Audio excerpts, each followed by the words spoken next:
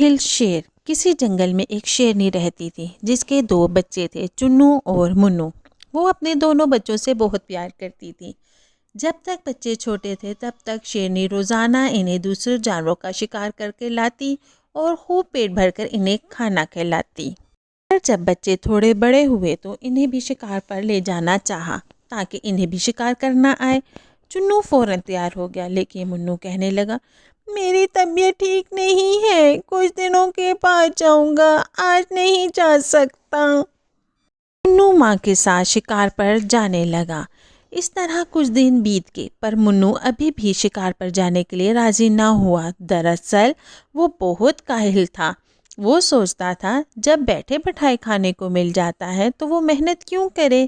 شیرنی اس کو بہت سمجھاتی کہ وہ شیر کا بچہ ہے، اس سے اپنی خوراک خود تیار کرنا ہوگی، نہیں تو سستی اور کاہلی اس کی عادت بن جائے گی۔ منو اپنی ماں کی نصیحت کو ایک کان سے ڈال کر دوسرے سے نکال دیتا۔ وقت تیزی سے گزرتا گیا اور بچے بڑے ہو گئے۔ چنو بہت پھرتیلا اور چست تھا، اس کے برعکس منو بہت سست اور نکما تھا۔ وہ اپنی ماں اور بھائی کے ٹکڑوں پر پلتا۔ ایک دن جنگل میں شکاری آ گیا اور اس نے شیرنی کو گولی مار کر ہلاک کر دیا۔ چنو نے شکاری سے بدلہ لینے کی ٹھانی، پر شکاری جنگل چھوڑ کے چلا گیا۔ چنو منو کے پاس گیا اور بولا، دیکھو بھائی، اب ہماری ماں بھی نہیں رہی، میں ڈرتا ہوں کہیں تمہاری سستی اور کاہلی تمہیں نقصان نہ پہنچا دے، اس لیے اب تم سستی چھوڑ دو اور میرے ساتھ شکار پر جایا کرو۔ سن کر منو غصے سے بھڑک اٹھا اور دھاڑ کر بولا، میری پرواہ نہ کرو، مجھے خدا نے پیدا کیا ہے اور یہی میری حفاظت کرے گا، وہی میرے لیے رزق دے گا۔ اس پر چنو بولا، بے شک خدا ہی رازق ہے، اس نے سب کو پیدا کیا، وہی سب کو رزق بھی دیتا ہے، پر وہ یہ بھی تو کہتا ہے کہ تم محنت کرو، میں تمہیں اس کا پھل دوں گا۔ جب تم رزق کے لیے محنت ہی نہیں کرو گے تو وہ تمہیں رزق کہاں سے دے گا؟ اس پر منو بولا، مجھے نصیحت دینے کی ضرورت نہیں، میں اپنا اچھا اور برا سمجھتا ہوں۔ چھوٹے بھائی کی اس ہٹ دھرمی پر چنو کو بہت دکھ ہوا اور وہ خاموشی سے چلا گیا۔